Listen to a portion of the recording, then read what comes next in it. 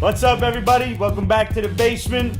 It's Pete and Pete here with a pre-Comic-Con show and some surprisingly great books this week. Marvel Legacy Issue 1, Generations Spider-Man and Generations Captain America. DC gives us Batman the Murder Machine. IDW's got Ducktales. From Scout Comics, we got Graveland. Static Press gives us The Beautiful Death. Antarctic Press has Arya. Devil's Due gives us Malefic. And Aftershock has Jitsu. Plus, we're going to talk about pre-Comic-Con plans. And the Inhumans was on tonight.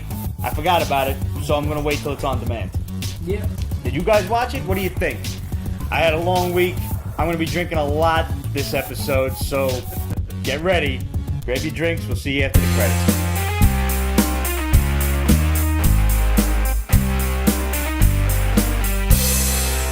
Inhumans was terrible, Geek Woman said. Oh boy. Alright. Oh, that's right. Isn't it like a 2-hour premiere or something? Yes. And apparently there's extra stuff in the TV premiere than there was in the IMAX shit. I'm still gonna watch it. I guess I don't want to bore him for 2 hours. First of all, last weekend I was at the Supernatural convention. Lots of fun. Very funny to watch the panels and see them, all of the stars joke around and everything. They do a karaoke night on Friday, which is a gas. Really? Every convention, like every year for the convention, they do a theme. Okay. This theme was the circus. So, okay. There's one really hot girl, Emily Swallow. The joke writes itself. And she knows that, too. She makes fun of herself, which is great. She was in a tiger costume, like a full-on mascot costume. This other dude, Matt Cohen, was... the tiger costume wearing basketball shorts? No. Okay. This dude, Matt Cohen, was the rabbit in a hat, the pants with a hat, and he was the rabbit coming out of the hat. That's pretty cool. Yeah. Okay. It was a lot of fun. She was the tiger, I think, the whole time around, absolute. It's like every year they do a particular theme. I did a photo shoot, my first photo, photo op with one of the stars. I did, with Misha Collins and Mark Shepard. Okay. I wore my Let's Summon Demons shirt, and Mark Shepard looks at me and does his Crowley voice like, I like your shirt. I was hoping you would. I really was. And it's funny because my friend Maria was very shy. She came up with her grandma. Grandma don't give a fuck. Grandma was like, hi, I'm Grandma. She was a little shy. She was like, oh my God. I saw the photo of the three is in the car, too. He was, way over there. I mean, let's face it. I mean, I'm not gay in any way, but Misha Collins sets the bar a little high for us regulars. Just gonna say that right now. Like, he smiled at me, and I was waiting for the little ting in his fucking teeth. I'm like, how do you do that? How do you do that? How do you exist like that? It's ridiculous. But I didn't give a fuck. I walk up like I own the place. Like, yo, fellas, what's up? The only time I think I was ever starstruck was when I met Hulk Hogan. Really? Not even meeting Stan Lee. Yeah. Hulk Hogan, for some reason, I was like, Hulkamania. I had no idea what to say. Was that the whiskey talking, or was no? I was bone sober for that. Damn.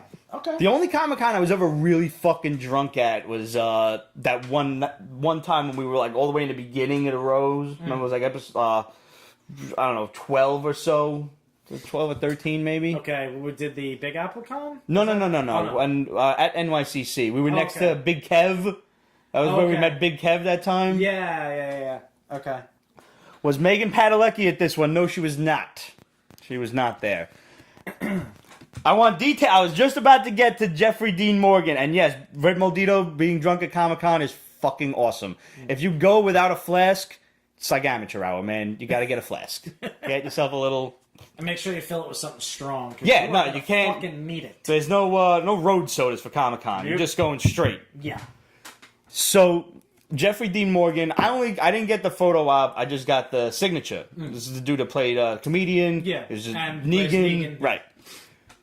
What a fucking nice guy. Yeah. Seriously. Like, the reason the line was taking so long was because he was just taking the time to chit-chat with everybody on the line. Like, whoever would go up to him next, he was talking to for about 5 to 15 minutes, depending on conversation. Yeah. And then he realized, like, oh shit, I have a panel to do, and then I gotta get on a flight to get back to the set of The Walking Dead. Yeah. So he decides he's going to just run down the aisle signing everybody's shit. Like, so the volunteers come out, like, have the book or have whatever you want signed out. And he may not get to say hello to everybody, just try and bear with us on the time constraints. fuck that. Yes, he did. He took the time to say hello, to hug everybody, every single person. Thank you for coming, this and that. I got up there, he looks at my book, he's like, oh, Negan, man, nice.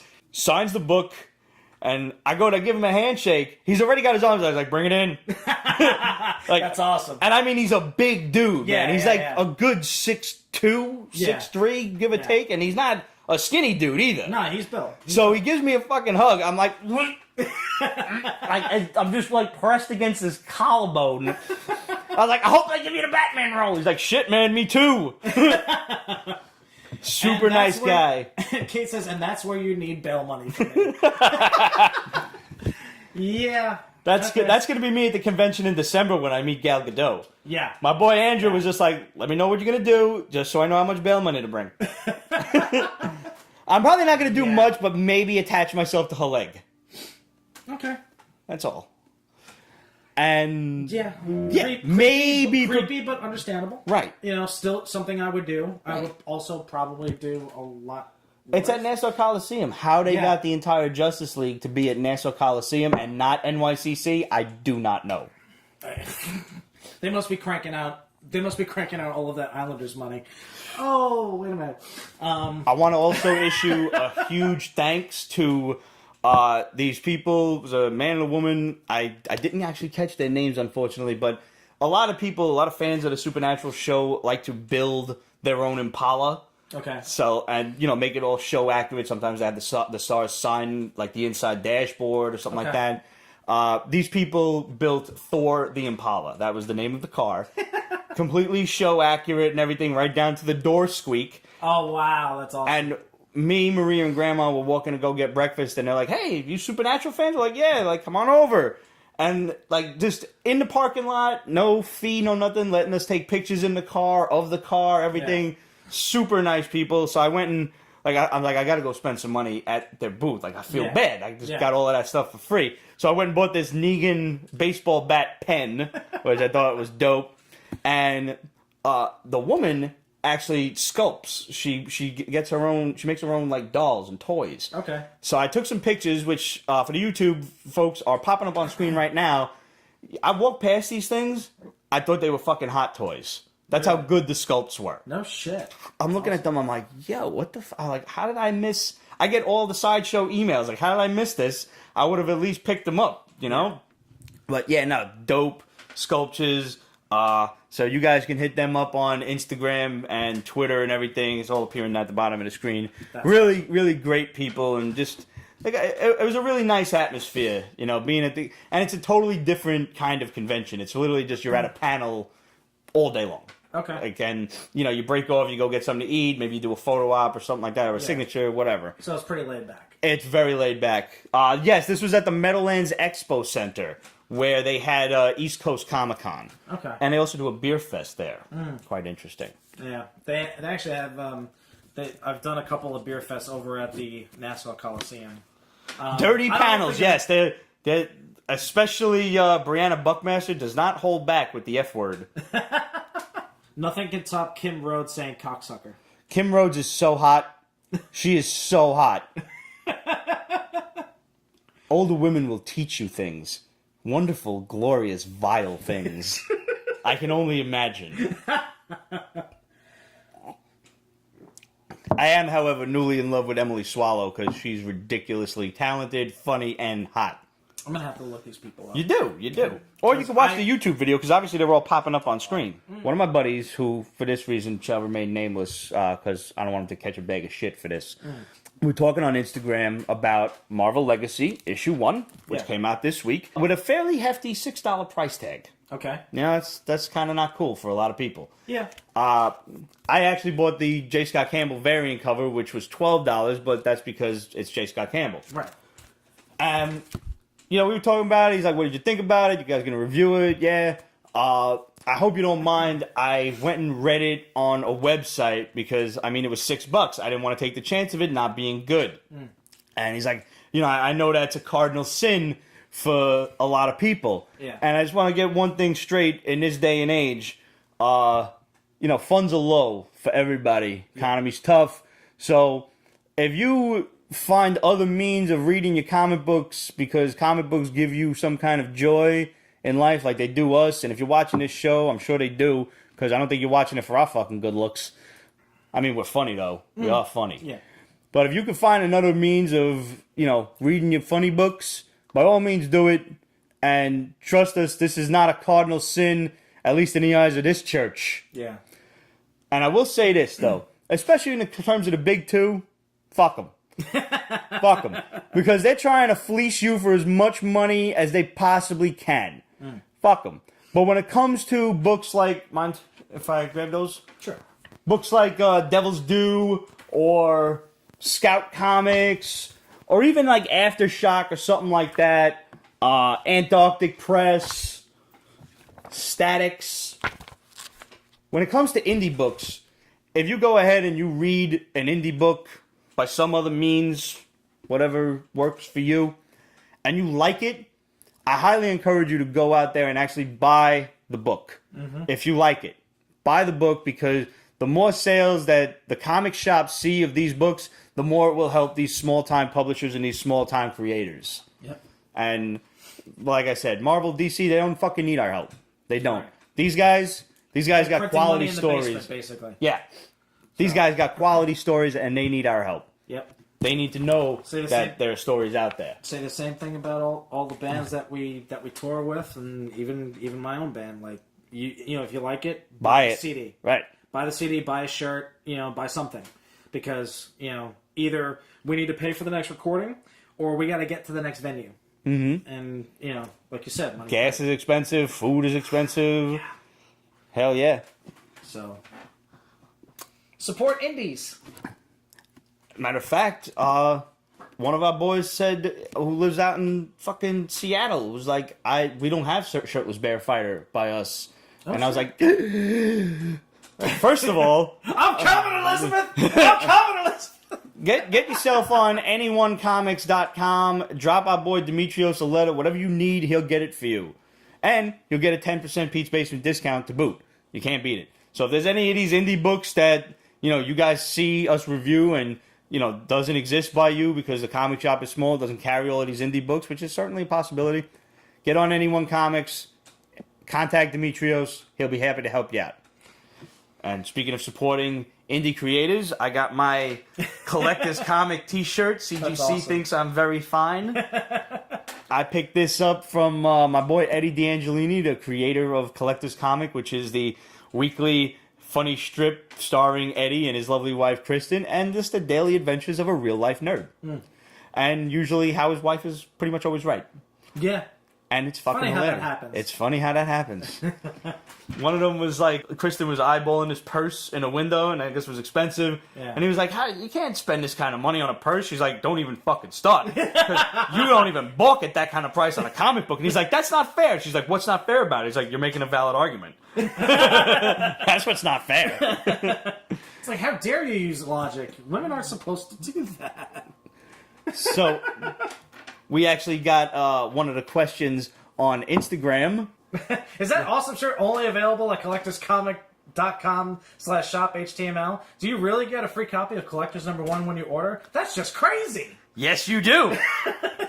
When you go on collectorscomic.com/shop and you click to order this awesome t-shirt, which comes in this nifty blue-gray and a solid gray. Nice. If you write in the comments, I love Pete's Basement, preferably in all caps, so we know you mean it. Eddie will send you the very first trade paperback, Collector's Annual Issue 1, absolutely free. How do you beat that?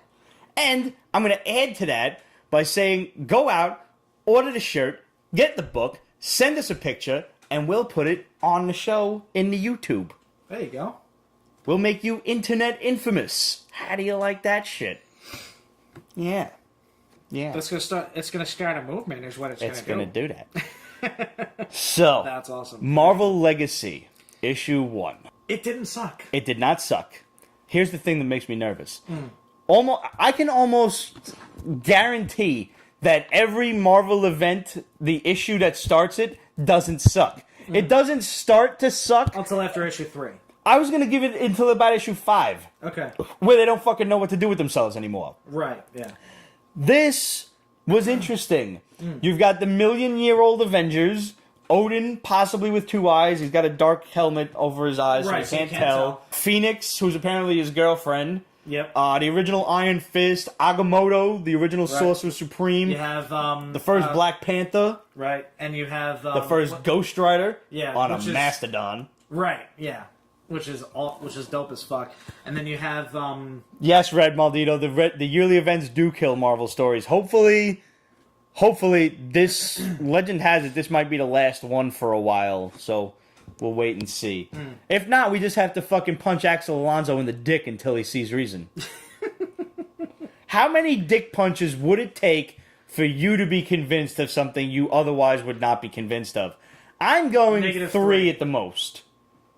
-3. You don't even want it, like the thought of it. You just, I'm good. Yeah, let's change my mind. Yeah. All right. But I would like Red said 8 punches. But I would like to think. I'm not sure what to think of your nether regions if you're taking 8 dick punches, man. So this story kind of jumped around a lot. I thought. A lot of it was actually... It was still followable for the most part, if that's the word. Yeah. You had Starbrand and Ghost Rider fucking each other up the whole time. Yeah. Starbrand is whack, so I was rooting for Ghost Rider the entire time. Yep. I like the fact that it was Robbie Reyes involved in it. The Human Torch and Thing show up, which, I don't know, we mentioned this last week, that Alex Ross had tweeted a picture of Sue and Reed Richards, and then Marvel made him take it down. Yeah. So now this, with the appearance of also Valeria and Franklin, you're getting the idea that the Fantastic Four are in fact coming back. Right.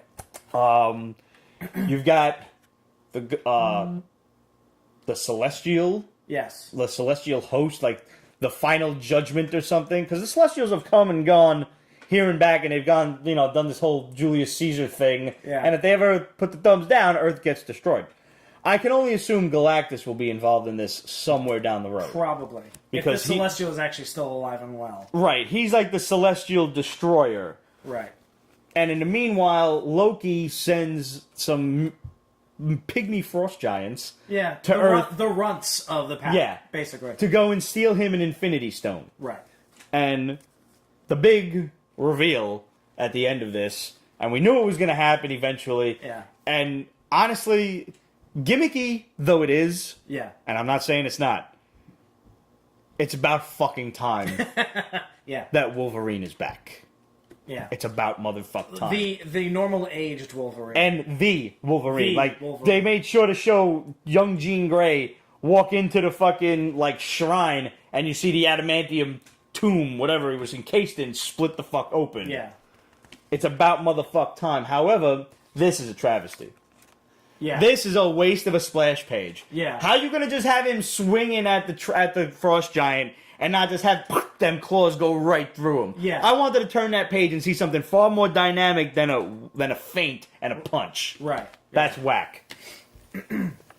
I like the art. I agree, but the thing that I had to chuckle at was in the beginning of the book, the 2 agents that are guarding the archaeologists are saying something about a beer truck. Yeah. Being, just delayed. Being delayed because it's following somebody, and I'm like, okay, that's gonna play a role somewhere. Who the fuck's at the helm of this truck? And then when I realized, I'm like, oh, that makes perfect sense. I had this shit spoiled for me, unfortunately. Oh, dude. Yep. Oh, that sucks. When am I gonna learn to stay the fuck off the internet? Seriously. And I was reading it the first night I got it. I said, let me read it because the internet is dark and full of spoilers. Yeah. Thanks, Liz. And I fell asleep midway through. Not for any fault of the book, but because I'm fucking dead ass tired. Yeah. I'm like, I'll wait till tomorrow. And that was that. Yeah. So I'm looking forward to see how this, pans itself out. I want to know how all of our heroes come back.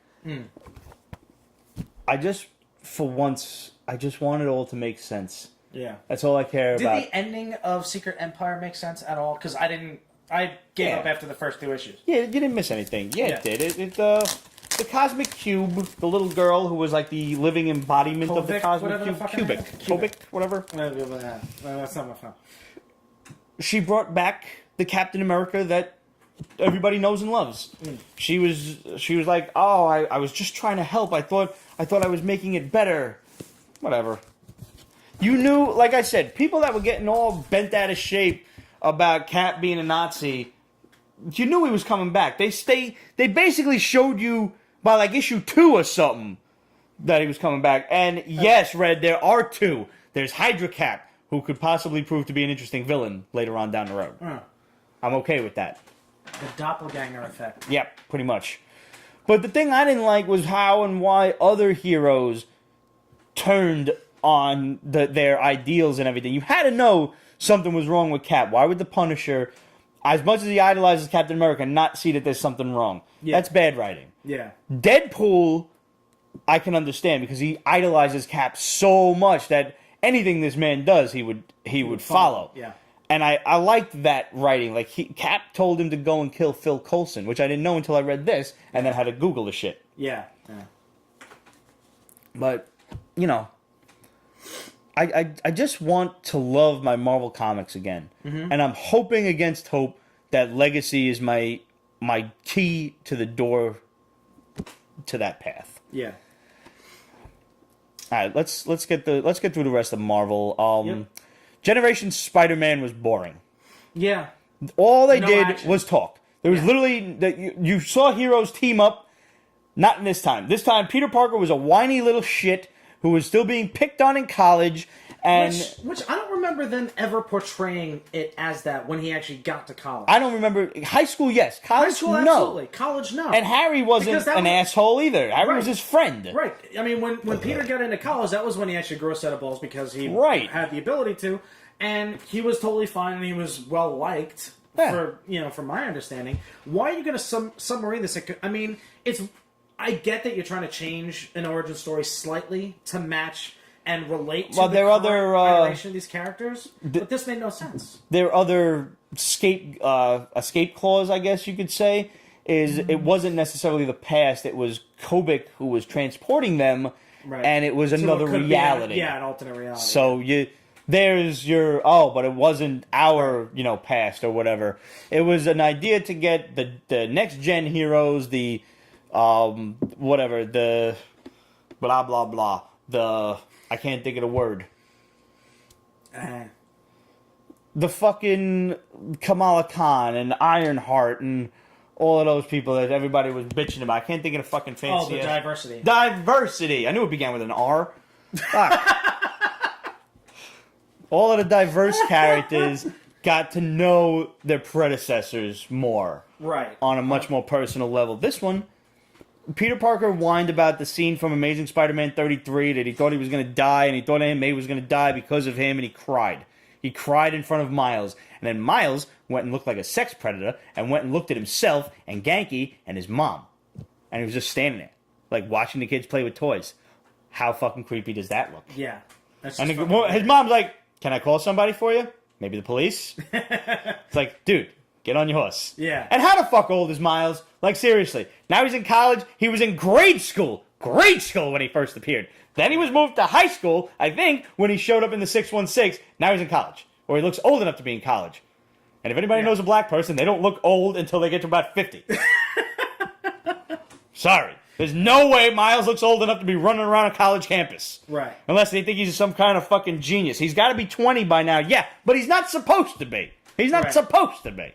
Right. It's like, I mean, you could probably spin it where it's like, okay, he's just looking to actually, apply. Yeah, I guess. Yeah, he's just, maybe he's 16. Right. He's I'll 16. bite He's for looking 16. to graduate a year early because he's a super atomic mega genius, and he's looking to figure out where he wants to go. But the thing is like, even as a 20-year-old, as a kid, he's not being transported back to the 70s, which is where all this artwork takes place from. So it's the artwork was abysmal. Well, I mean, it wasn't from the standpoint of like, okay, you're trying to recapture the feel of the Romita Senior days of It failed. Spider-Man, but it did fail. Romita Senior was a god of Spider-Man back then, and this looked like Romita Junior threw up on a Romita Senior book. Yeah. However, Generations Captain America I really enjoyed. Yeah. And this foray into the past or into another existence, another reality, lasted far longer than any of the other books. Yes, everybody else lasted maybe a day, maybe two. Yeah, or a fight at best. Or a fight, yeah. Sam Wilson lasted his entire life. Yeah. He went back in time into 1942 to, World War II era America. Became friends with this guy, got him a job. Then he went and enlisted. He became the Falcon in a all-African American division of World War II, which there was still segregation even during the war. Yep. And he became an unsung hero for as much as he was doing his Captain America thing, being the Falcon. He didn't really want anybody, especially the top brass, knowing about it. Because as he said when he first met Captain America, I don't really want anybody knowing about it, because if they did, they'd probably look to take all of my equipment and give it to somebody who looks a little bit more like you. Mm. And Steve's like, I understand. Yeah. This was a really great book in that, and my boy John Andrew Reyes, better known as Jarhead, said it best over his Snapchat. And he was like, this book really shows Sam Wilson being the Falcon and being great at it. Yeah. There's no reason that Sam Wilson cannot be great as the Falcon. He did not need to be Captain America. For him to be right, yeah. To be honored and to be revered in the way that not only the comic book characters, but also the general populace, the general American people regarded him. They didn't give two shits about him when he was the Falcon, but all of a sudden you stick a black man in as Captain America, and yes, it's iconic, but for the character himself was unnecessary. Right. It was a great step up, but there's no reason to say that now that the mantle is being passed back to Steve Rogers, that Sam Wilson cannot still be great as the Falcon. Yeah. He's a fucking awesome character. He was awesome in 1960, I want to say 9, when he first appeared. I think it was 69. Correct me if I'm wrong. And he's managed to be awesome throughout the entire time. And he's one of my favorite characters in the MCU. Yeah. I mean, he's awesome. And I love... Jesus Christ, his name's escaping me at the moment. Anthony Mackie? Anthony Mackie. I love his portrayal of him. It's awesome. Absolutely. Yeah. And I would like to see him... I don't want to see him become Captain America yet. Mm. I want to see it eventually, but I'm talking about 5-6 years down the road. Yeah. Give it to Bucky first. Right. But if you want to have Falcon get a hold of the shield and give a throw, totally cool with that. Yeah. Absolutely. Yeah. And I love the way he gave it back. Yes, that was classic. And... Threw it at him. Yeah, he just threw it at him. And Captain didn't even give it a second thought. It's like, thunk. He's like, if I talk to him, he's going to tell me no and try to convince me out of it. So... Yeah. See, the cool thing about that is that I read both Spidey and Cap and Falcon, both Generations books, before I read Marvel Legacy. Mm-hmm. So for me, it was like literally like the next day, quote unquote, right, where all this stuff is going on, because you got to see Falcon without the shield, mm-hmm. with Ironheart and Thor and Jane Foster Thor doing their thing, and one of the things I missed was that Falcon and Jane Foster are an item. Yeah. Yeah. I was like, nice. Yeah. Go Falcon. So I thought it was an interesting progression where it was where I was able to actually read it kind of in chronological order. That was good. See, I didn't do that. I read Legacy first. Dumbass. Yep. And I'm like... But I understand why. Because you're expecting the Generation stories to be crap, because for the most part they are. They really were. Yeah. This one... If any of the Generation stories are worth your time, it's definitely the Captain America one. Yeah. I actually want to... I hope that when he goes back to his own book... In October. Falcon issue 1. That he draws on those experiences that he had living this whole... He's basically got an extra 60 years worth of life experience now in his current body. Right. I'd like to see what he can do with it. I agree. That's just going to be fucking awesome. This was dope. This was almost my book of the week. Batman the Murder Machine. Yeah. I didn't pick up on the fact that this was going to be Cyborg. Right. Because obviously every version of Batman is some twisted version of the Justice League. Yeah. This is fucking sick. I actually enjoyed it, Red. I'm enjoying these side issues of Dark Knight's Metal far more than I am the core book, which happens pretty rarely. But I like that they're still trying to sell comic books with foil printing on them. it's shiny. That's why I bought it. Yeah. That's why I liked about it. Look at how it shines. Basically, in this one...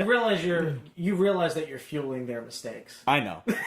I know. I'm not telling them to buy Dark Knight's Metal. I'm telling them the side books are worth their time. Right, yeah. Red Death and Murder Machine so far... Because Dark Knight's Metal was unreadable to me.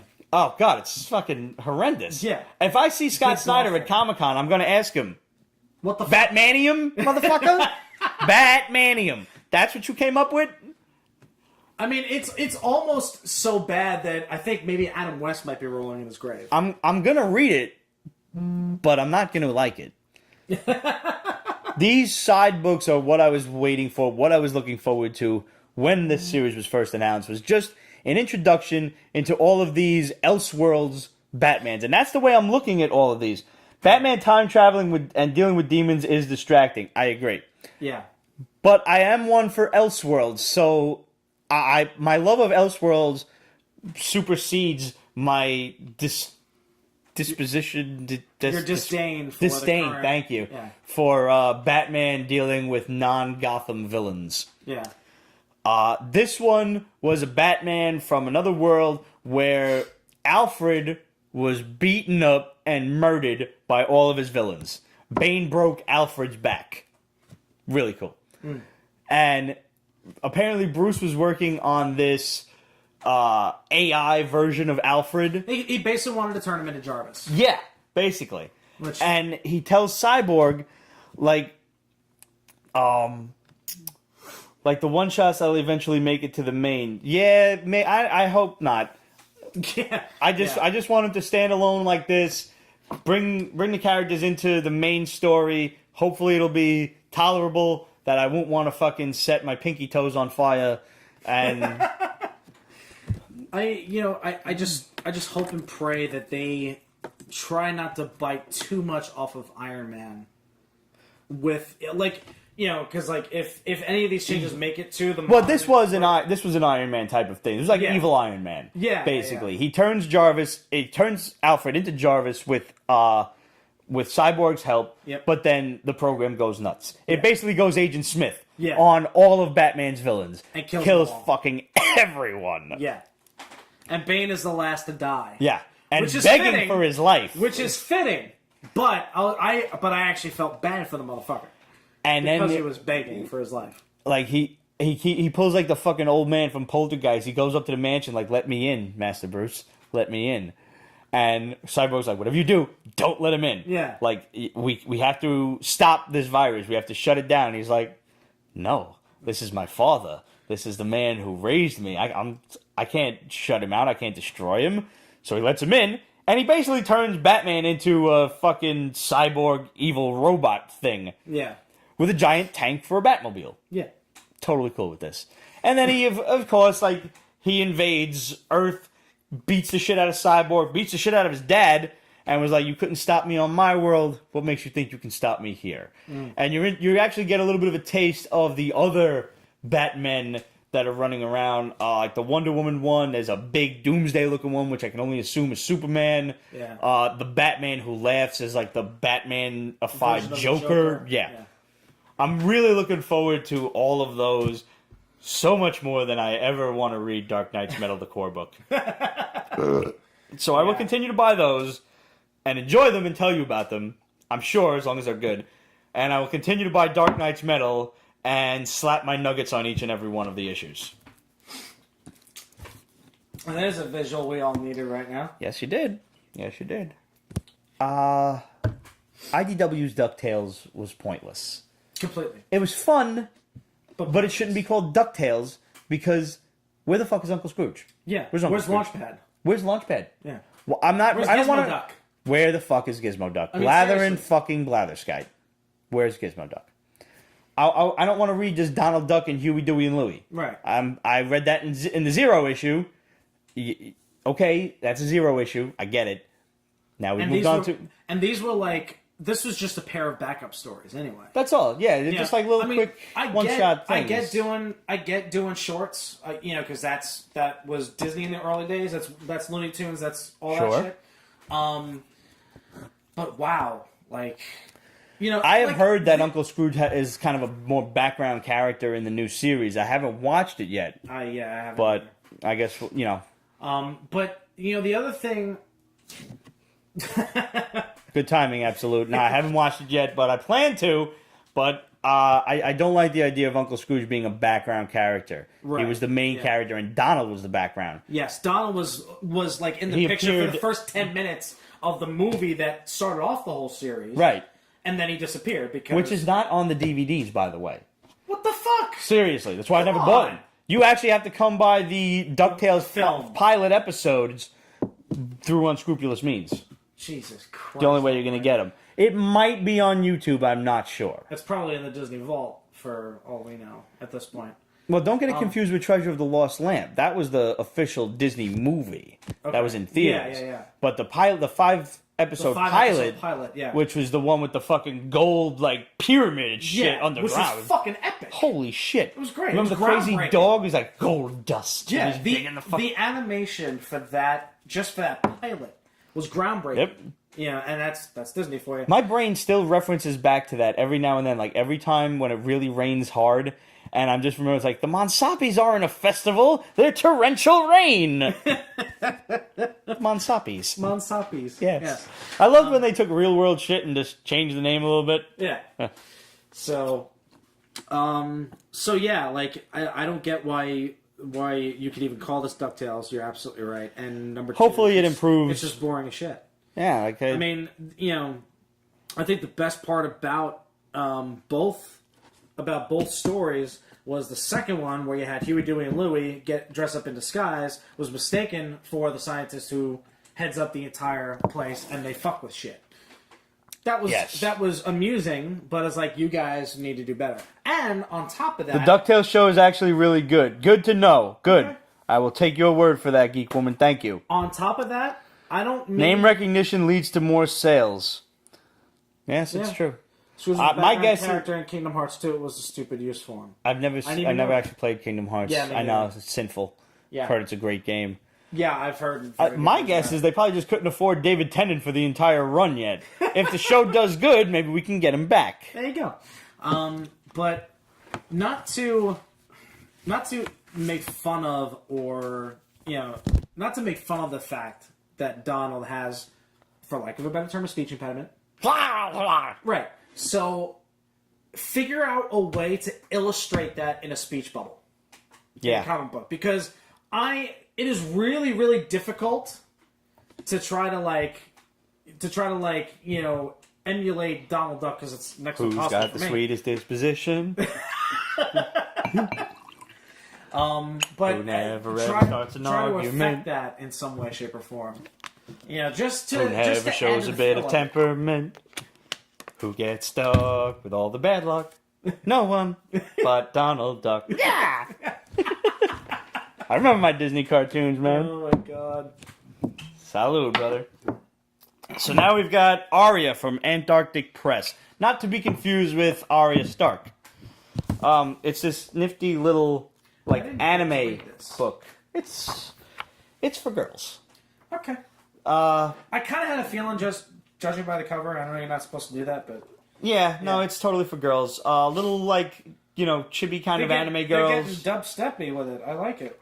One girl's playing her Game Boy, and the other girl comes up and she's like, "You want to play tag?" She's like, "I'm no good at tag." And she's like, "Oh, you've got a Nintendo PS or something, whatever the fuck she's playing." Yeah. She's like, "I got one too. Let's play." And they join on this little RPG. Adventure Quest. I love it. And, they fight in the RPG and everything. And they fight this giant basilisk and they win. And she's like, "Let's be friends. Let's go play tag." Okay. And that's the end of the story. That's the end of the story. Fair enough. That's the end of the first story. The second story has this little girl who is tricked by a little goblin-looking guy into another dimension. And in this dimension, she still has to do the thing that she was going to do in the real world, which is go grocery shopping. But now, it's far more difficult than simply going to Key Food. Mm. I don't get it. I like the art. I think it's really cute. I dig, anime art and stuff like that. And all that stuff, yeah. This is for preteen girls. Yeah. This is not a basement book. It's not to say it's bad, Yeah. But it's a preteen girl book. And if you have one of those, by all means, get it. Hopefully it's yours or it's like a niece or something. And you don't just like keep those. Like that's not a collection you should have, guys. What's up, El Sinestro? Sinestro! Speaking of someone who has preteen girls, well, one of them, this would be great for your daughter, Arya, from Antarctic Press. I think she'd enjoy it. Yeah. Fair It enough. was not a basement book. Okay. Not by any stretch of the imagination. I will say, though, the artwork in this is really, really good. It's cute. I like it it. is. It's cute. Yeah. Okay. I don't think you got to read this one either. Devil's Due Malefic. Yeah. Okay, this is fucking weird. But weird in a good way. So this girl is a parapsychologist. Okay. That is, she uses the supernatural to get inside people's heads. Ooh. And her father is mysteriously killed in the asylum that he runs. So she goes to this asylum to take over his position. After a bit of a falling out in her general career as a shrink. Okay. Wherein she was treating a serial murderer who she slept with and then had to kill when he tried to kill her. Still with me? Yeah. Yeah, so basically Harley Quinn, but actually not... Harley Quinn with demons. Yeah. All right? But she actually manages to kill the Joker because she realized he's stuck. Yeah, this guy was a scumbag. The whole book starts off weird because she's talking to this guy and they make you think she's nuts, but he's nuts. In like the first 5 or 6 pages. Yeah. And then she's being given a tour of the asylum by this nurse who used to be a guy and is like kind of also a patient at the asylum who was treated by her father before he died. And her father leaves her a video where he explains a bit more. And he's like, the nurse is, I believe she's your friend. I don't think she had anything to do with my death. He left one of those like posthumous videos kind of thing. Did you ever see, fucking hell, what's that movie with, Jeffrey Rush where they're in the asylum and it's a ghost story? Oh shit, I don't know if... Is it Jimmy Fallon that's in the fucking thing? You lost me. And Unfortunately. And Jean Grey from the X-Men, Famke Jensen's in it. I got nothing. All right. I'm drawing a total blank. Well, it's kind of like that asylum movie, House on Haunted Hill. There you go. Okay. Thanks, Pete. I got it. It's a little like House on Haunted Hill in that, and a bunch of other like asylum movies that I've seen, like a bunch of B horror movies. Yeah. She's in a fucking crazy house with monsters, like people who are fucking either possessed by demons or they're psychotic murderers or something else supernatural is wrong with them. And they're in this asylum. And it's up to her to treat and cure them. I believe this is an ongoing. It's sick. Just the last fucking scene, if I can spoil this for you. Yeah, go for it. First of all, here's an image of a guy fucking a human brain. Oh, lovely. Yeah, it's great. Okay. Oh. Yep. So, the nurse gives her these goggles, right? And with the goggles, you can see someone's psyche. Like, you can see their aura kind of thing. Yeah. So, she looks at the nurse, and that's what the nurse looks like, because the nurse is nuts. Okay. And, getting brain! Yes! How did I miss that analogy when I first read it? Oh, man!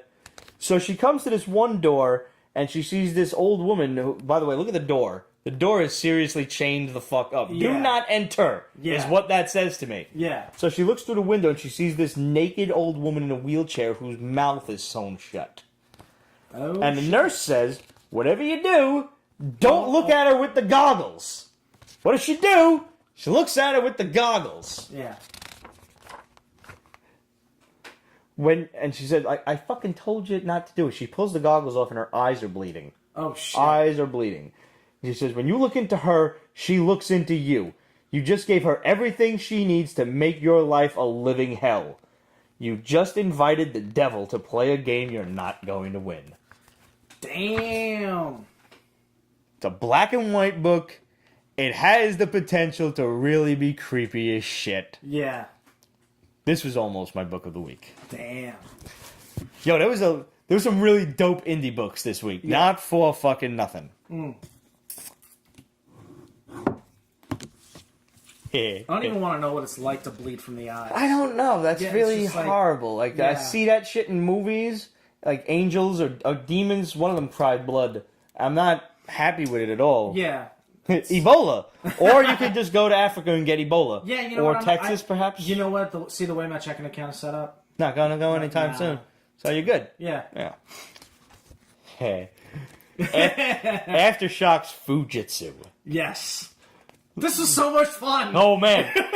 This was as you almost not quite. It was about like 3/4 of the way to irreverent as shirtless bear fighter. Yeah. Yeah, completely. It's just weird. Yeah. Kid, like little Asian kid, wakes up after fucking 3 years in stasis in like this. Under the ice in the Antarctic, Yeah. I think. And Several hundred feet down, actually. Yeah. So In a what was it? The sensory deprivation chamber. yeah, which I mean, if you're going to be doing that in such sub-zero temperature, you might as well just call it a hyperbaric chamber. Yeah. You know. And Or whatever. like he karate chops a tungsten steel bar. And only bends it, but he doesn't break it. And he's And pissed. he's upset Yeah. by it. Here's the atomic katana. The bad guy is searching for the atomic katana, which was forged in the fires of Nagasaki. He missed From his Hiroshima. demon minions. Yes. Because he missed Hiroshima by Demon Nazi minions. Yes. Mind you. Yeah. Yeah. This guy is real. His name is Robert Wadlow, who I Googled, and he is actually the Guinness World Record holder as the tallest man who ever lived at a staggering 8 foot 11.1 inches. He had some sort of thyroid problem, apparently. You can look this guy up. He lived from around 1920 to 1940 something. He was 22 when he died, and As people with thyroid problems back then Are wont to do. Are wont to do, right? he fakes his own death in order to find this weapon. magical weapon. Yeah. Which he references not only the Spear of Longinus, but also the First Blade. Right. Yeah. Which, if you're a Supernatural fan, yeah. Why they chose this guy to be a bad guy, I'll never know. Like, that's such an odd choice. Yeah. Like, he's But not... at least there's an excuse that he's so fucking tall. Yeah. You know. And then we use James Dean as an assassin. Yeah, that one just blew me the fuck away. Like, hey, anybody ever tell you that you look just like James Dean? He's like, yeah, I get that. Yeah, I get that a lot. I'm like, wow, they pulled a fucking Ripley from Alien Resurrection. What the fuck is he doing with the toaster that it's reflecting bullets? Thank you. And then, No idea. Then he shoots knife Hadoukens with the toaster. Yeah. Why? How? Is it magnetism? I want to think that whoever was helping him enter this stasis for 3 years is He's like some 120 years crazy old, though. kung fu version. He was born in of like the 18 BRPD. something, 1800 something. Yeah, 120-year-old kid. Yeah. I mean, I wish I could age like that. Yeah. Yeah. I mean, he's doing good for himself. Sure, absolutely. And he's got one super hot cyborg. Yeah, cyborg chick who, he called her Rachel, but I was really kind of waiting for her to be named Carmen. She looks like Carmen Sandiego all decked out in red. Yeah. All she was missing was the hat. Yeah. But this book was just fun. Yeah. It was weird, but it was so much fun that you just I always accepted. wanted a super hot cyborg. Dude, honestly, Don't we all? with all of your fucking toys, save your money and order one of them things from Japan. I'm sure your wife will understand. And if she doesn't, tell her Pete made you do it. Be fine by then. You really willing to take one for the team on that? No. Another almost book of the week. Graveland from Scout Comics. I was thumbing through this earlier, and I love the artwork. This shit is like Attack on Titan meets the X-Men. Nice. Basically, Los Angeles, sorry Sinestro, falls into the sea with a fucking giant quake. You mean Tool actually predicted it? Huh?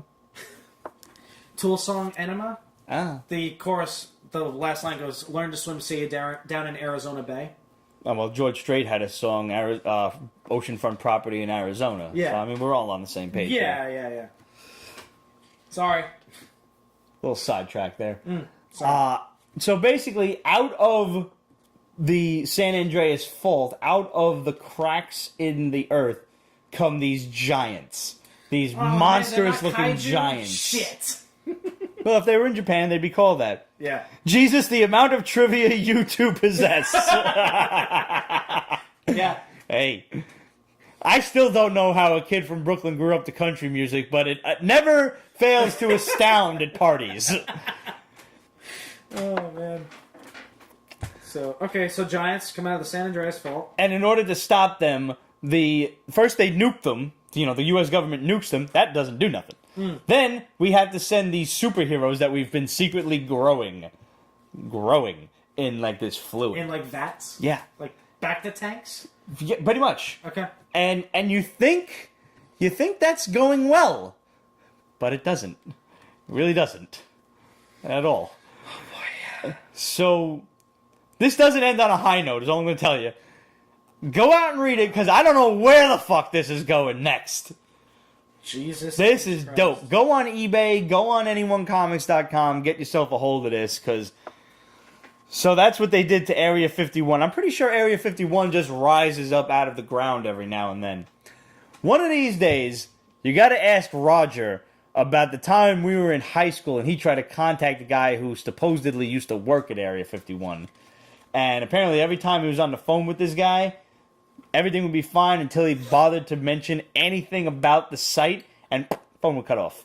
Wow. Yeah. And this is back in the day before cell phones, when you would, if the motherfucker hung up on you, you would hear it. Yeah.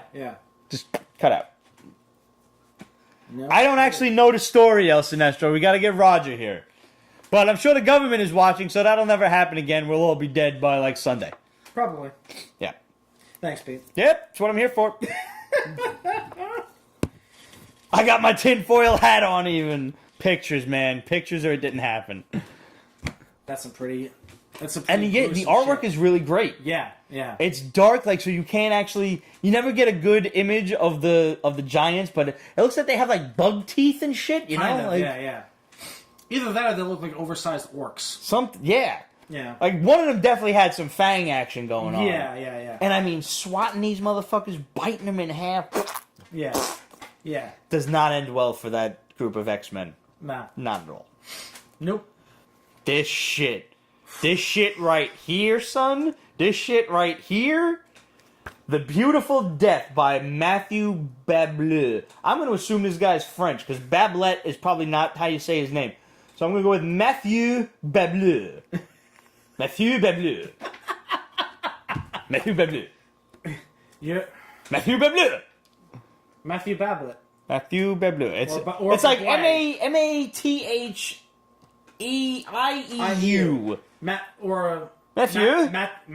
Matthew. Matthew. Or Matthew, possibly. Beautiful Death is a great title. Pete and his horrible French accent.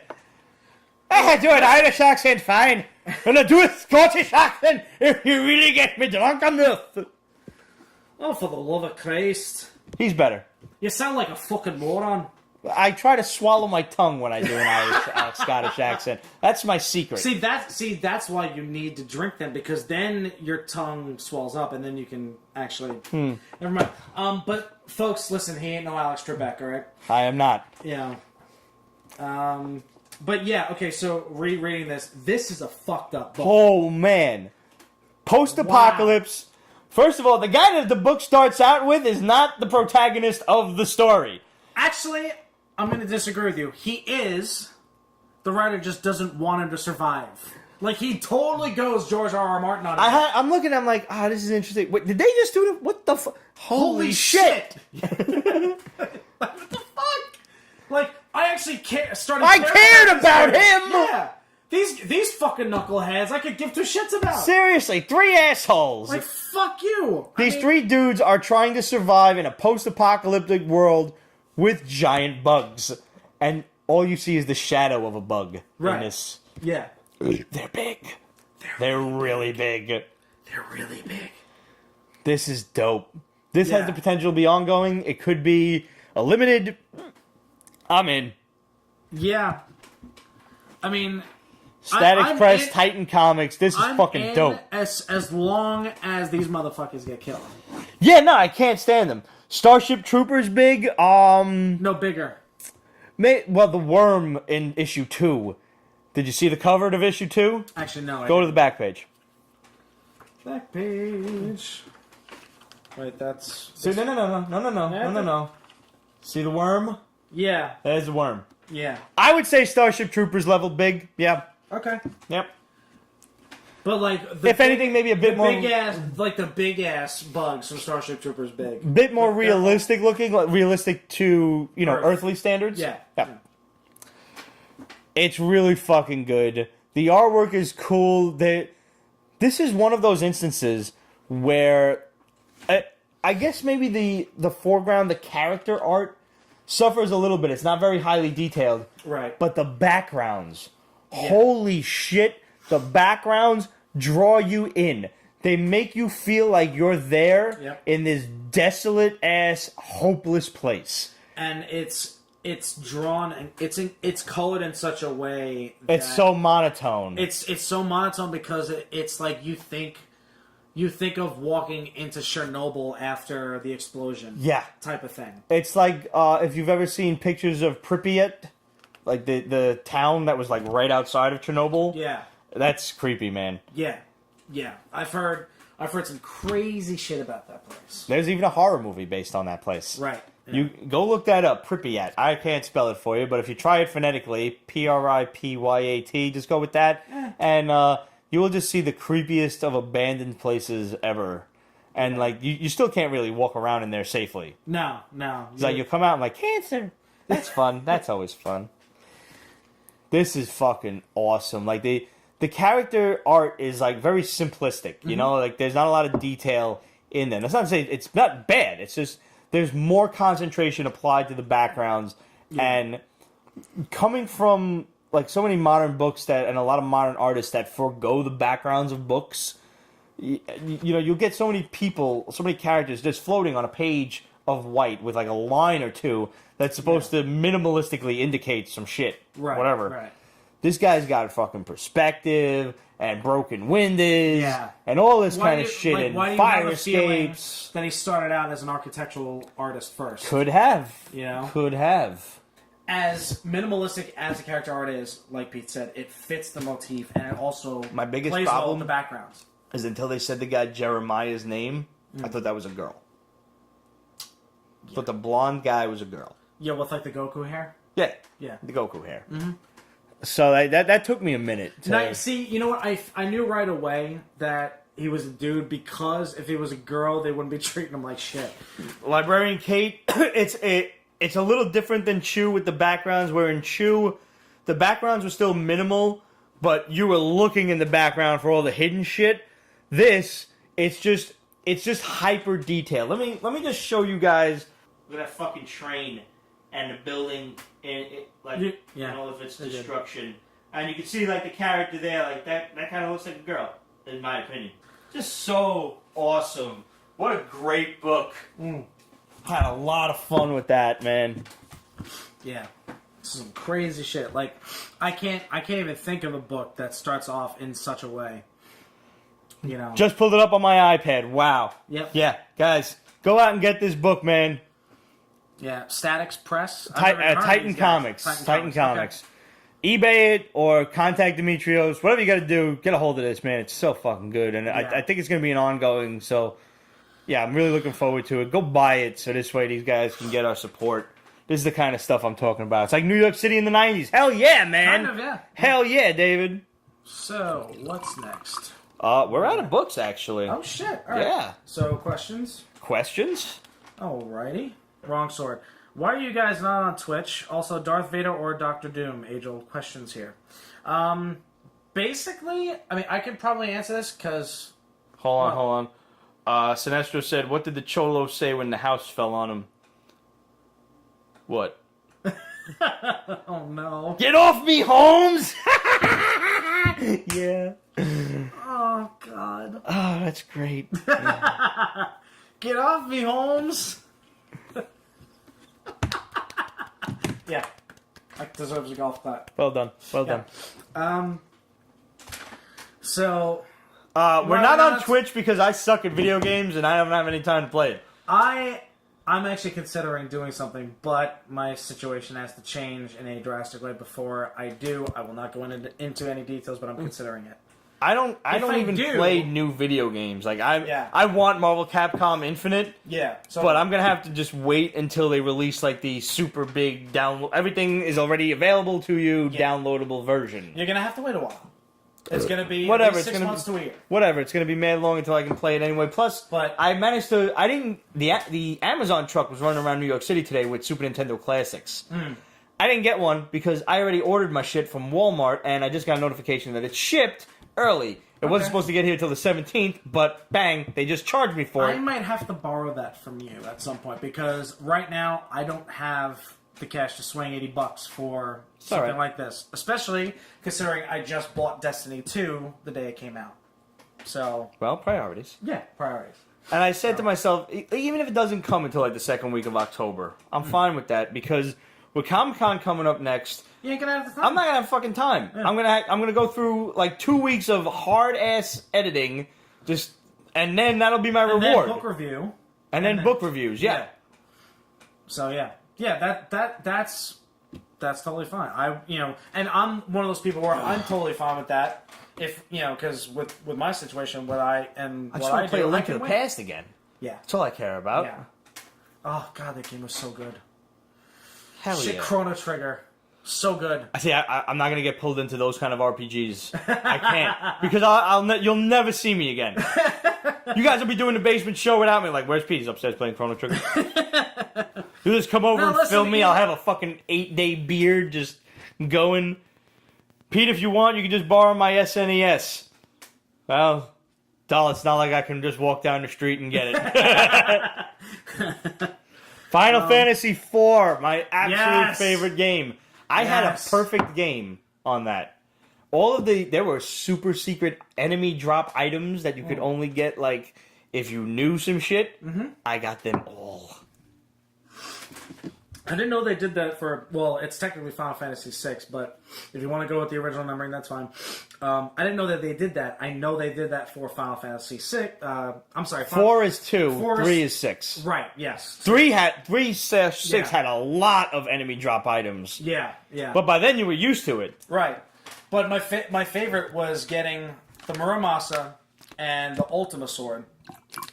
And equipping Locke with the Genji glove, and I forget the other relic that lets you hit 4 times. Shit hit like 10 times. Yeah, 8 times. Yep. So you're hitting with the 2 strongest swords in the game 4 times each. I had to play through that game twice. I got all the way up to the end. Remember the shit where you got to jump off the floating island? Yeah. Well, I just jumped because, fuck, the island's exploding. Yeah. I didn't know that you had to go back and gotta wait for Shadow. Wait for Shadow. Yeah. I didn't wait for Shadow.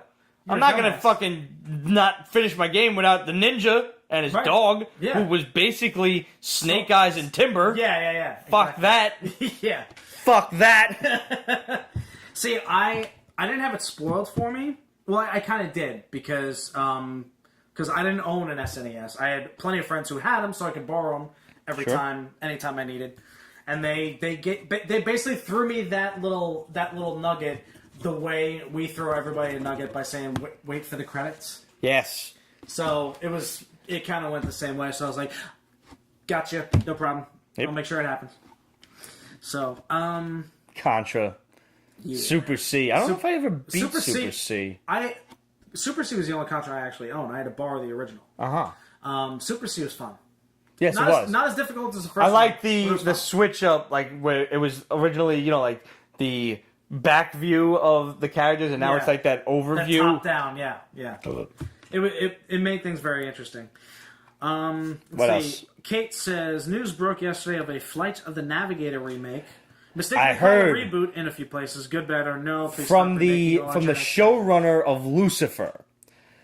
I think that it has been long enough that you can get away with a Flight of the Navigator which I never remake. Watched anyway. It was a good flick.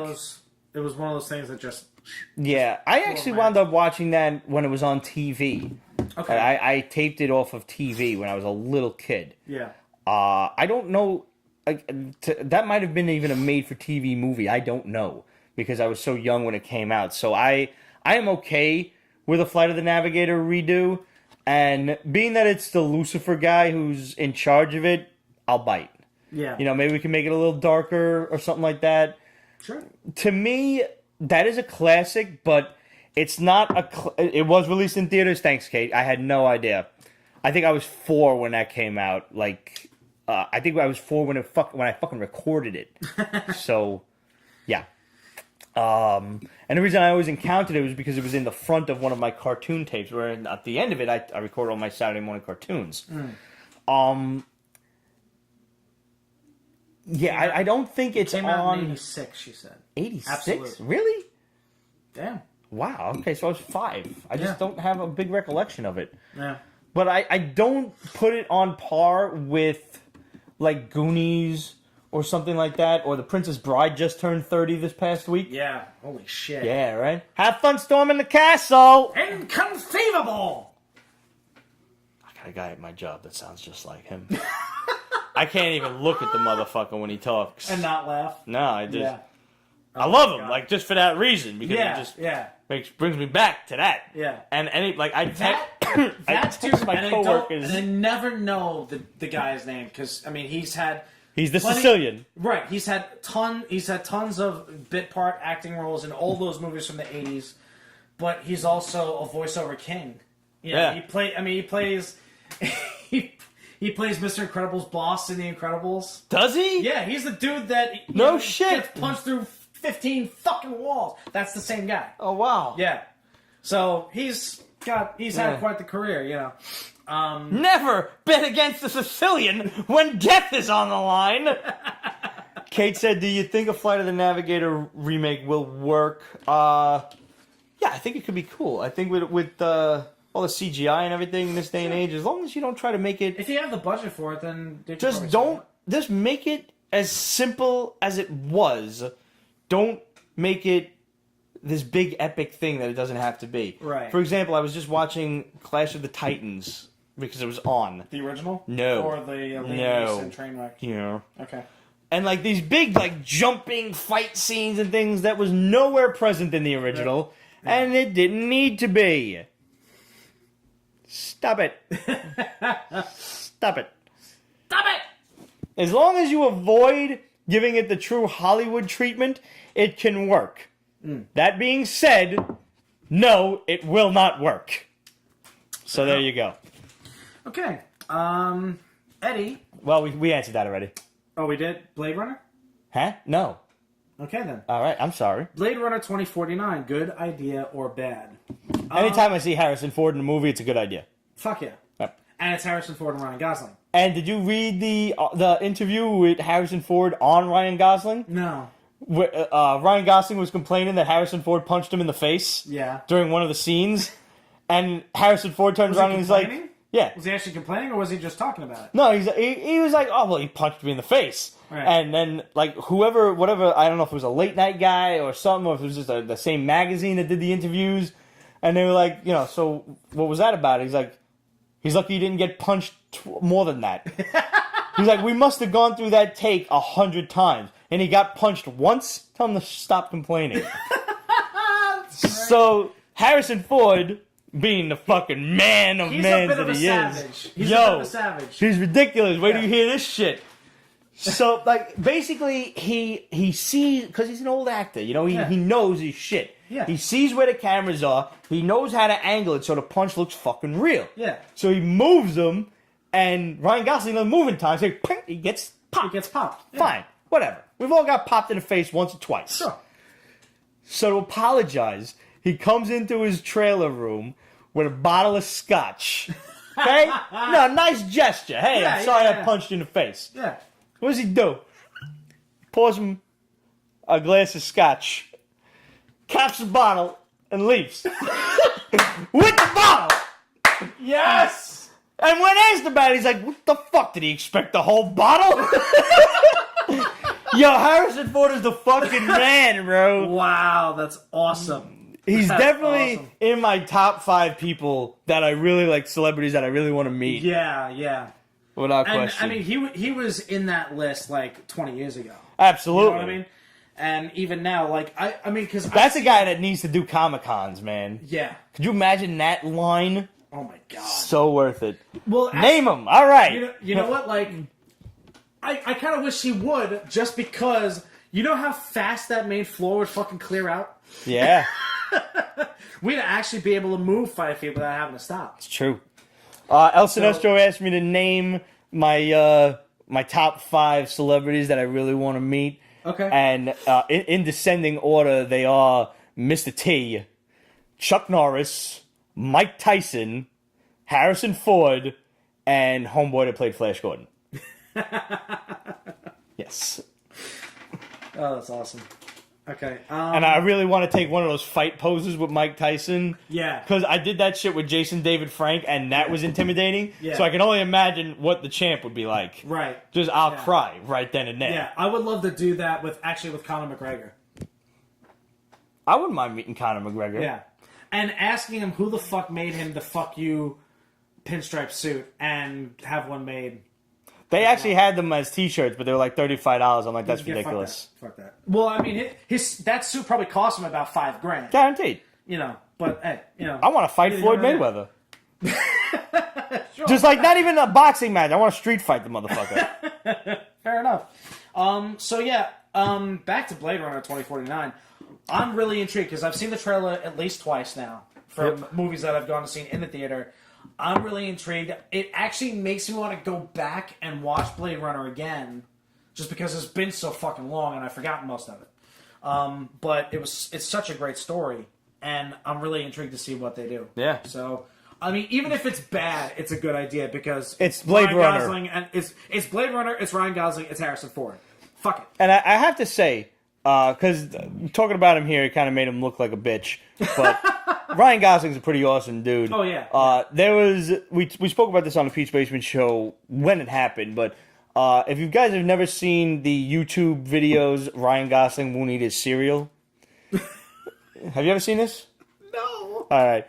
This Wait, dude, I might have, but go this ahead. dude did a bunch of like supercuts, I think you call them, when you Yes. just clip a bunch of shit out of different movies. Yes. And it's all Ryan Gosling doing like shit like that, and he's just And it's just captured. in the front with a fucking spoonful of cereal, and you just see Ryan Gosling like he won't eat cereal, and the guy passed away. Like I don't know, like had a heart attack or some shit, whatever. Yeah. And so Ryan Gosling did like a tribute video where he's like, "Here you go," and he eats his cereal. That's And like awesome. that's a fucking great thing to do. Yeah. That's awesome. You see the video of Harrison Ford with David Blaine? I did not. No. I am unfamiliar with this completely. I'm gonna have Okay. to Google this shit. All right. Well, hopefully they can send us a link or something like that. But I'll get the next question out the door from Geek Woman. Is anyone checking out the new season of Gotham? It's actually pretty good. I would say forget all other seasons and just start with this one. I think that pretty much sums it up. I mean, Catwoman's 18 now, so I could watch it and not feel creepy anymore. Oh boy, I knew that was coming. Was that a pun too? Ah!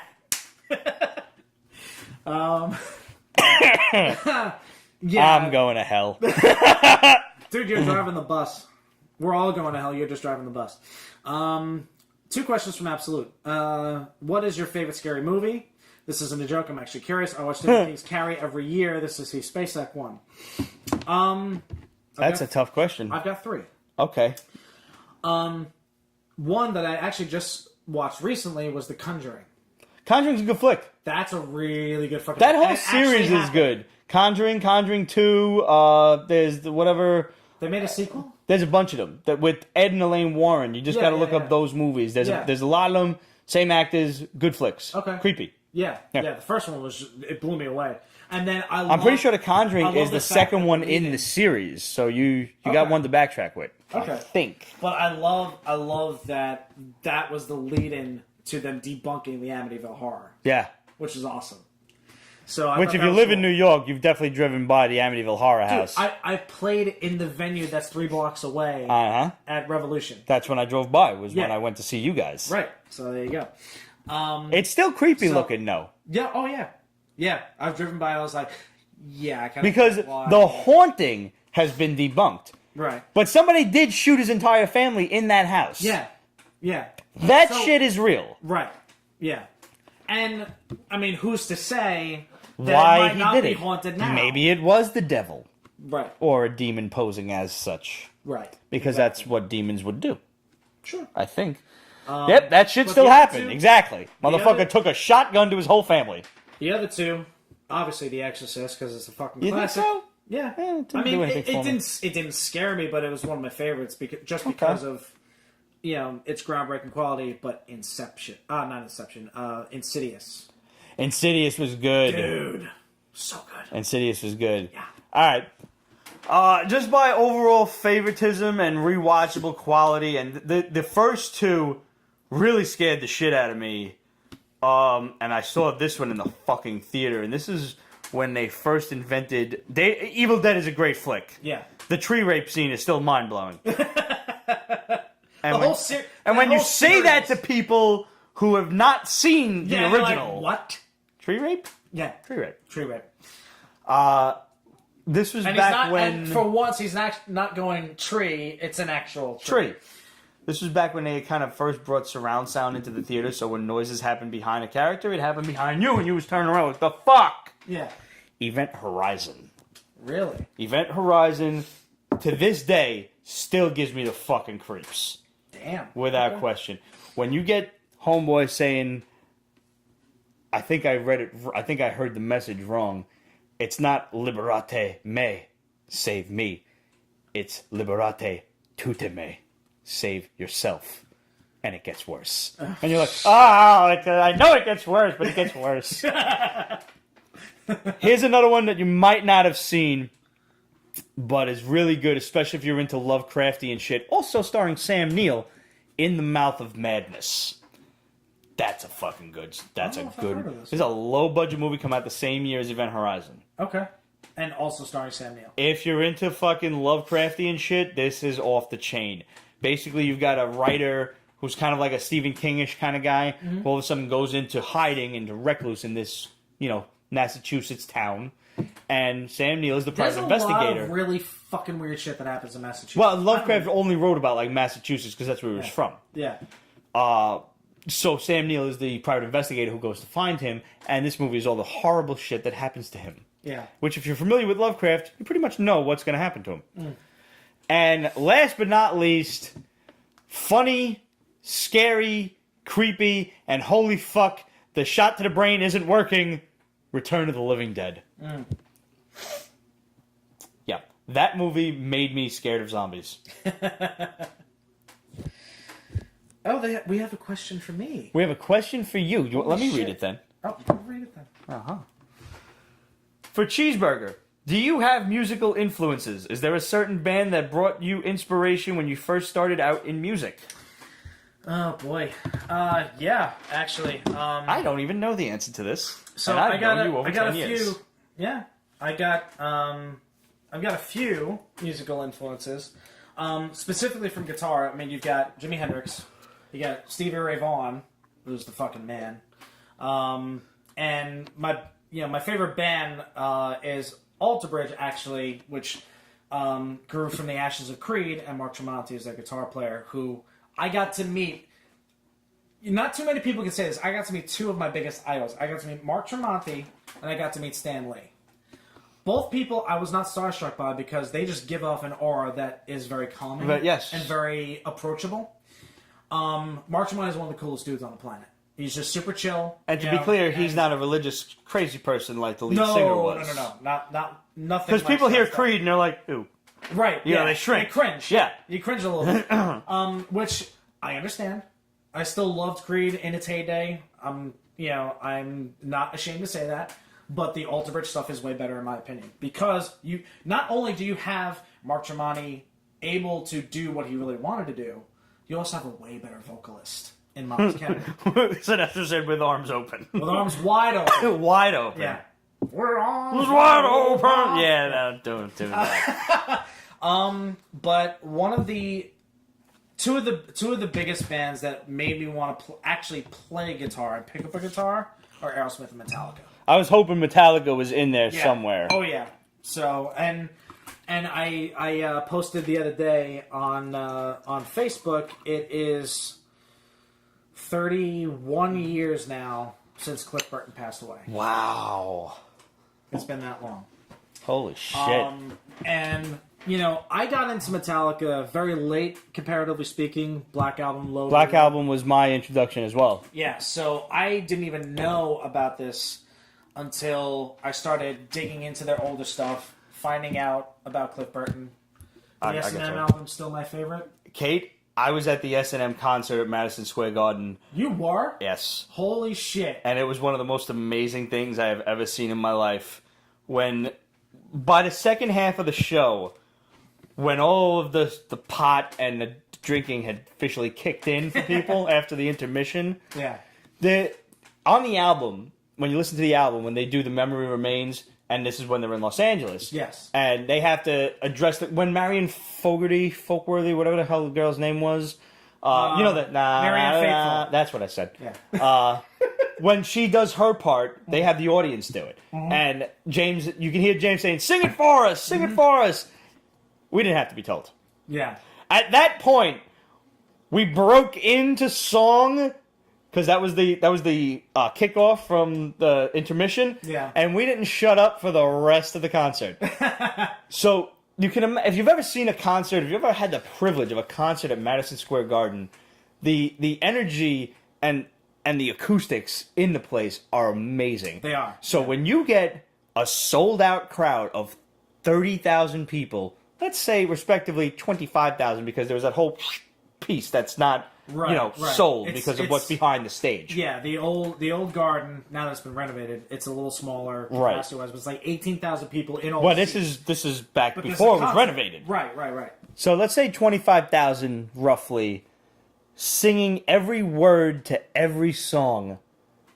God, I'll never experience something like that again. It was absolutely fucking incredible, and I still remember hearing them do that little trick when they did For Whom the Bell Tolls, when they did that echo kind of thing. God, the whole place went nuts. Yeah. Yeah. And do you remember when we went to see Rob Zombie, Godsmack, and Shinedown at the beach? At Jones Beach. Yeah. We were talking about this, and I was like, yo, man, the first time I seen Metallica was at S&M, and it was an awesome concert. And this dude, who must have probably been, respectively, about 7'4", and about 3 rows in front of us, stands up, looks at me, huge, just metalhead biker dude, hair down to his fucking stomach, just looks at me, he's like, S&M was fucking awesome! And I'm like, yes! What was I gonna do if he disagreed with me? Right? I was gonna be like, sir, in light of your protest, I am going to reevaluate my decision. Because I could have had 10 black belts. There's no fun. I had to get a bazooka to stop this guy. Sure. He was gigantic. Or a sawed-off shotgun. Holy shit. One of the great things about music is that you constantly find newer people who influence you and all that stuff. So he was the Zakk Wylde type. I don't get that joke. Zakk Wylde is a big motherfucker. Who's he? Zakk Wylde is Ozzy's current guitar player. Okay. And the brains behind Black Label Society. No. It wasn't when we saw Shinedown and Rob Zombie. It was when we went to see fucking Velvet Revolver. And Scott Weiland went crazy. Yeah. One day out of rehab, like, motherfucker, you ain't sober. It's like, dude, you're fucking naked. What the fuck? He comes out into the audience, climbs the ladder to the mezzanine, and proceeds to talk for about 45 minutes on the evils of the music industry. Yeah. And you just see Slash, who was playing in the band at the time, and the rest of the band members just... What is he doing? And then just playing shit, like the same riff over and over for 45 minutes. Yep. While Scott Weiland just talked. Me and Chico was like, hey! There's no drinks at this concert. What are we doing? It's like, it's too late because they're not serving anymore. We're like, fuck. We're just going to have to enjoy this as much as we can. That shit was funny. Yeah. But we saw some good fucking shows We there did. at the beach. We did. But yeah, a couple of the bands that influence me nowadays. I mean, Shinedown is still one of them. Shinedown's great, man. I love those guys. They're awesome. Another band, they just came out with their third album is Nothing More. These guys are fucking. That's the name of the band? Yeah, Nothing More. So they're really, really good. And are they doing any more albums? Probably. Doesn't seem right. Yay! I'm here all week. Hey. But also just honestly, just about every other band that we've toured with. You a Disturbed fan? Oh yeah. Okay. Yeah. I'm not usually a cover band kind of fan. Got to see Disturbed with Breaking Benjamin, Alter Bridge, and Saint Sonia at the beach last night. Nice. I got to see them at Irving Plaza. Okay, I saw them at that was a great show. I was still married. Actually, when I saw. I'm glad it's not the Izod Center anymore because I'm not allowed. I wasn't allowed in the Izod Center. Now that they changed hands, hey, rules are out, man. I put a security guard in the non-bar because whatever. I got kicked out. Needless to say. Oh man. Anyway, I hope that answers your question. Cool, man. So, cool. I never knew the answer to any of that question. I don't think I ever asked you in all the years I know you.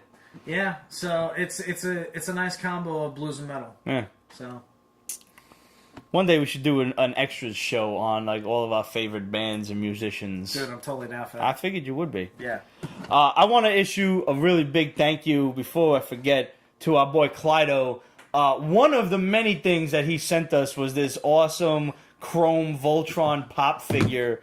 He also picked up for me the J. Scott Campbell variant for Spectacular Spider-Man #1 that was an SDCC exclusive. That was him and Gwen Stacy, and it was Gwen in her traditional like Ramita outfit. Okay, yeah, with that hairband and the whole and the green skirt and everything. Yeah. So thank you, bro, and thank you for all of the other stuff that you sent us. Dude. I don't know what the fuck we did to deserve your kindness, but thank you very, very much. Truly.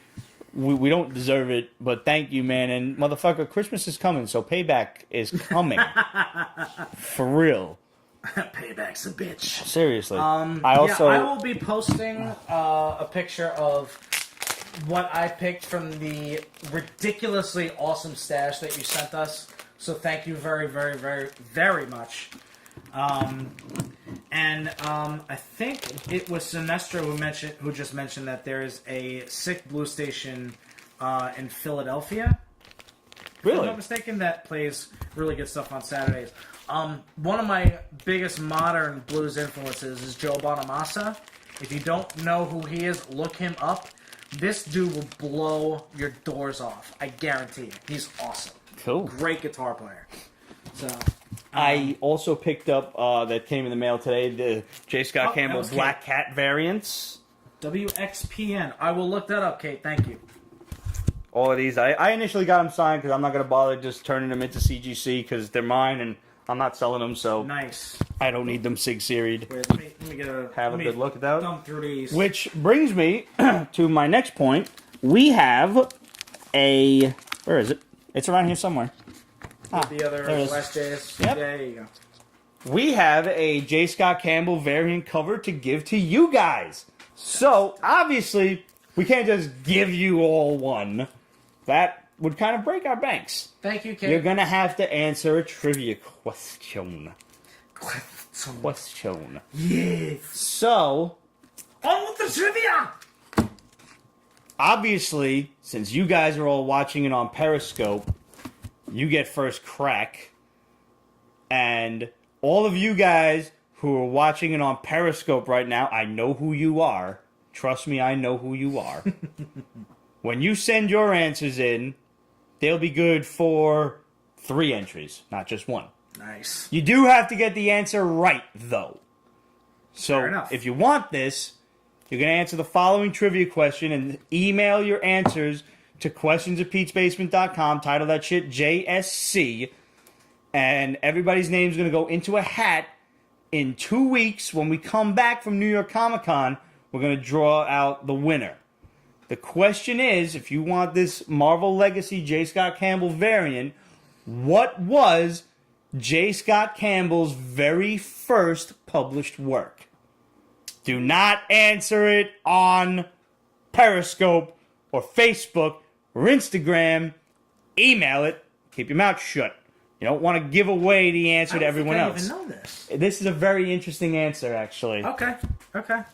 What was J. Scott Campbell's very first published work? You can Google it, and you can eBay it, too. Matter of fact. Okay. Yeah. All right. Very so, next week is New York Comic-Con. Yeah. What a shit show. I hate Comic-Con. I do.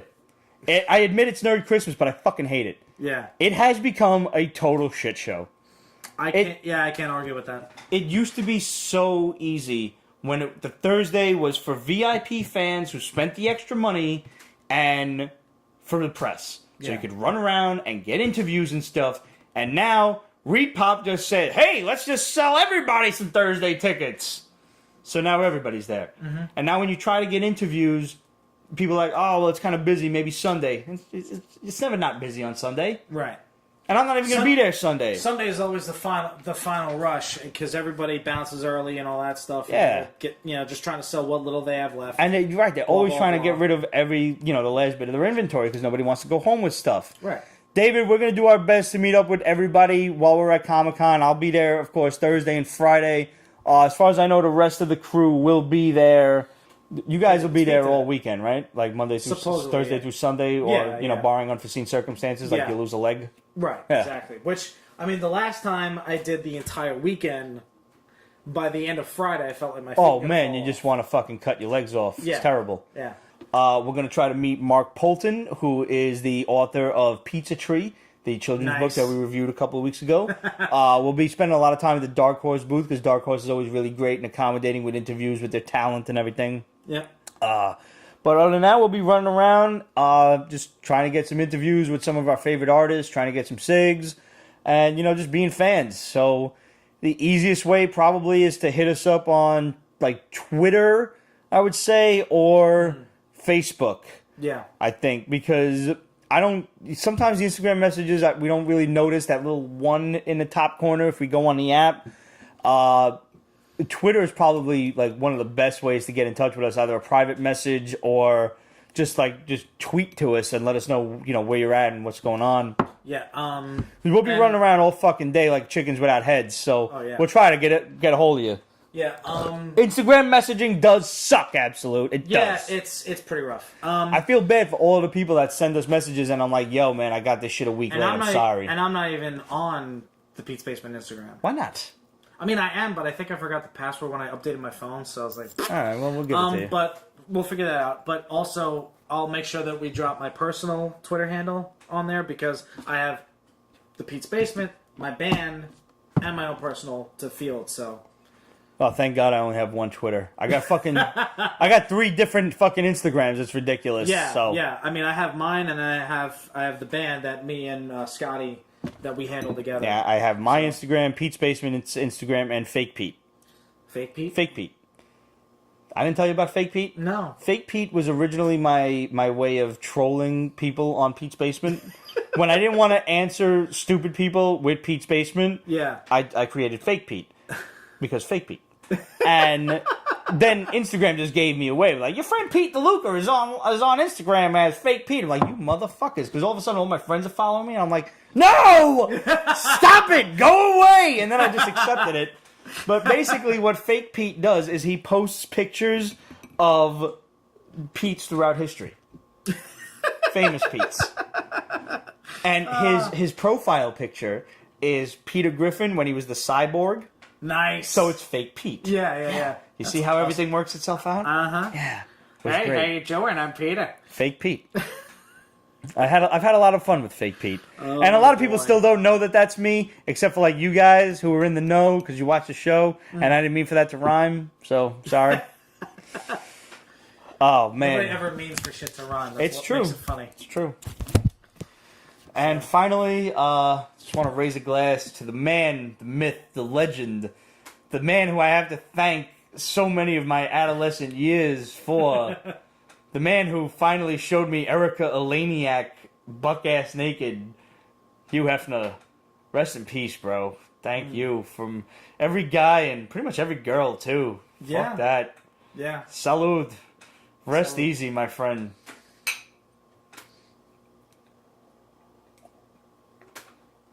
Pete said it best. That somebody mentioned, it's like, you can't really say that when Hugh Hefner died that he went to a better place. Because, no. No. There is no better place than the Playboy Mansion. Yeah, Come on. what better place was him? What? Yeah. Who had a better life than him? Right. He lived like a king. I'll admit I read it for the comics. I'll tell you what. Behind the Centerfold was some of the funniest jokes ever. Yeah. And when you were in 7th and 8th grade, because I used to sneak looks at Playboys when I was in that grade, when you had them dirty jokes to go and tell your classmates, you would have starred a show. Yeah. Yeah.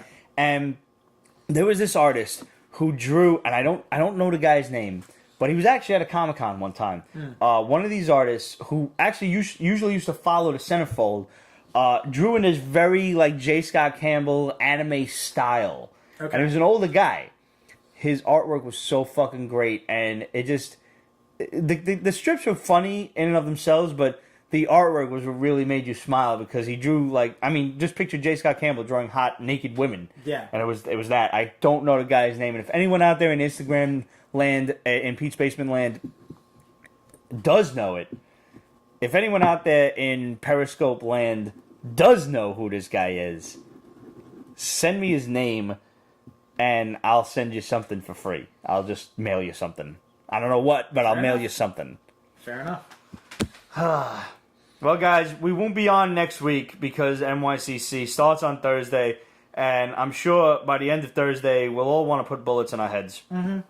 And at the very least, into the heads of several other nerds that we encounter. Yeah, I'm definitely already looking to have to embrace the suck. Yeah. It's going to be terrible. Because I have a sneaking suspicion I might also have to work during that time. That blows. Yeah. But we'll see what happens. Hit us up on Twitter when you're at the con, and we'll try to run into you, or at least let you know where we're at. I'll be in Boston as of Saturday, Sunday, and Monday. So then the next show will be that following week. Okay. For our NYCC wrap-up show. So join us then, 2 weeks, and look forward to all of the interviews that we'll be posting on the YouTube channel, and make sure that you subscribe to Pete's Basement Extras. Also, there'll be interviews up there as well. And yes, if you're going to Comic-Con, Librarian Kate is right. Bring a fucking flask. Yep. Because you're going to need it. Attempting Comic-Con sober is a fool's game. Yeah. And on that note, since I ran out of scotch... It's basically like playing 3-card Monty. It is. And the deck is stacked against you. While Pete pours, real quick, I'm just going to throw in some cool, some new info about my band, Year of the Locust. We have been writing, we are still writing for our next record, but we are starting to book a couple of shows for early December. We're gonna basically try out some new stuff for the fans and everything like that. Before you gonna do we country go music? into the studio. It's worth a shot. Really? Worth a shot. I was trying. Jeez, I'm gonna be so judgmental. Who knows? We might actually crank out a hard rock country song. You never know. I mean, I would love to see like a fucking Poncho and Lefty or something. I mean, if you're gonna do country, you gotta do like classic country, like Willie Nelson, Johnny Cash, Waylon Jennings, something like that. No, don't fuck around with it. Well, honestly, truthfully, if you were gonna do, can I make a suggestion? Being a country fan in the first place, if you were gonna do, how many guys are you in the band? 5. Huh. All right. Well, it's typically so we're not going to have a fiddle player. So no, I'm not suggesting Devil Went Down to Georgia, although that would be a close second.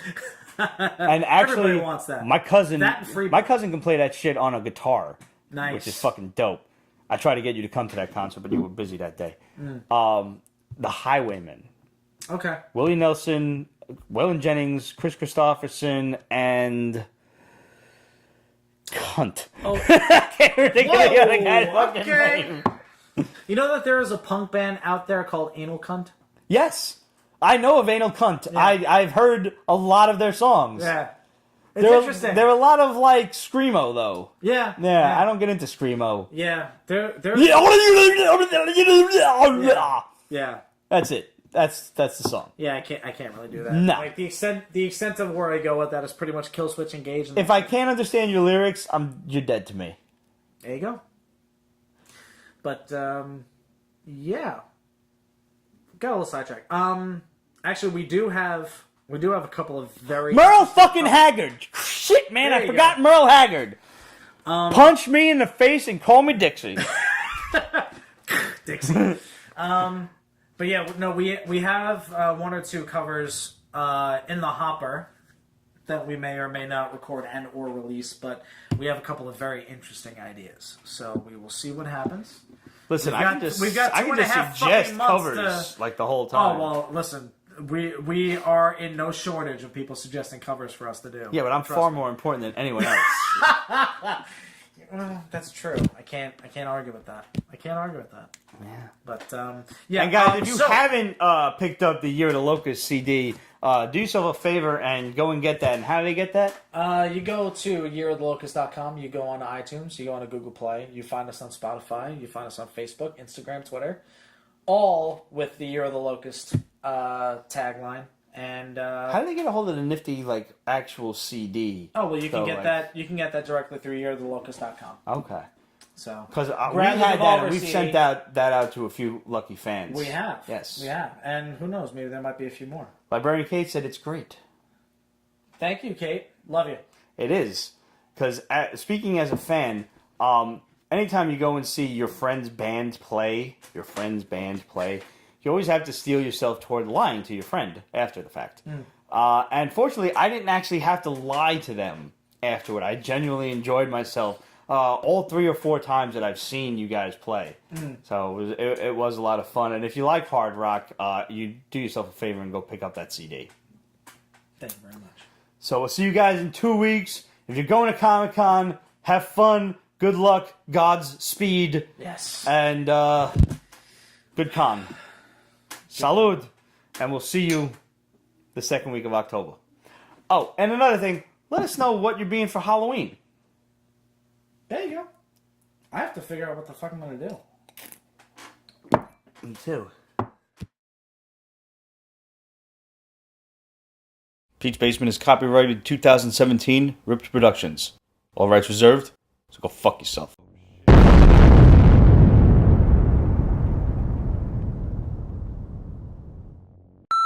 Do I eat the potato now?